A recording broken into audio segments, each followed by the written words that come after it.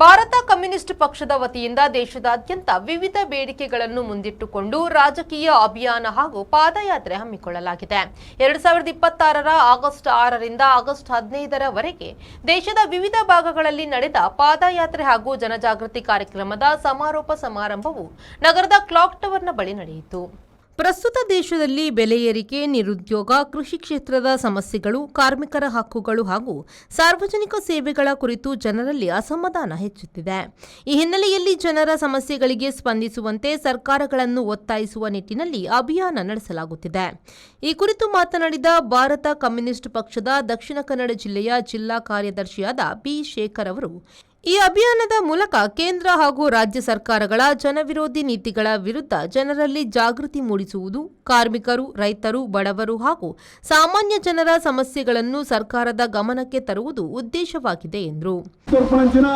ರೈತರಿಗೆ ಅಥವಾ ಉತ್ಪಾದನೆ ಮಂತ್ರಿನ ಒಂದು ಬೆಲೆಗೆ ಸರಿಯಾದ ಬೆಂಬಲ ಬೆಲೆ ಕೇಂದ್ರ ಸರ್ಕಾರ ಘೋಷಣೆ ಮಾಡ್ಬೋದು. ಇನ್ನು ಸಬ್ಸಿಡಿ ದರ ಕೊರ್ಪನಂಚಿನ ಇನೇ ಬೀಜ ಆದಿಪ್ಪು, ರಸಗೊಬ್ಬರ ಆದಿಪ್ಪು, ಬೇತೆ ಬೇತೆ ಸಲಕರಣೆಗಳು ಇಲ್ಲಿ ಮಾಯ ಆಗ್ತದೆ. ಇನ್ನು ಪ್ರತಿ ಒಂದಿನ ದುಬಾರಿ ಬೆಲೆ ಟಕ್ಕಲು ತಂದು ಉತ್ಪಾದನೆ ವೆಚ್ಚ ಜಾಸ್ತಿ ಆನಾಗ ಅಕಲು ಬೆಲೆಪಾಯಿನ ಉತ್ಪತ್ತಿಗೆ ಸರಿಯಾದ ಬೆಲೆ ತಂದು ನಡೆದವರ ಇನ್ನು ರೈತರ ಆತ್ಮಹತ್ಯೆಗೆ ಶರಣಾಗುತ್ತಿದ್ದಾರೆ. ಅವನನ್ನು ನಮ್ಮ ದೇಶದ ಪ್ರಧಾನಮಂತ್ರಿನ ಗಮನ ಹಿಡಿದ, ನಮ್ಮ ರಾಜ್ಯದ ಮುಖ್ಯಮಂತ್ರಿನ ಗಮನ ಬರ್ಪುಜ ಬಂತು ನಾವು ವಿಚಾರಕ್ಕೆಯಿಂದ ಬರ್ಕೊಂಡು ಅಂದ್ರೆ ಈ ದೇಶಗಳು ಇನ್ನು ಆಡಳಿತಗೂ ಬರೆದುಂಬು ರೈತರನ್ನ ಮಾತನ್ನ ಪ್ರಶ್ನಿಸುವುದು ಜೊತೆಲಿ ಓಟಬೇಕಂದ್ರೆ ಈ ದೇಶದ ಜನಕನ್ನ ಉದ್ಧಾರ ಬಲ್ಪ ಸಮಗ್ರ ಅಭಿವೃದ್ಧಿ ಬಲ್ಪು ನೆಲೆಟ್ಟು ಬೇರೆ ಯೋಜನೆಯಲ್ಲಿ ನೀನು ಖಾಲಿ ಪ್ರಚಾರವು ಮಾತ್ರ ನಾವು ಇಲ್ಲಿ ಜನಗಳಿಗೆ ಅನುಭವಿಸಿದರೆ ಬಿಟ್ಕೊಂಡಿದ್ವಿ.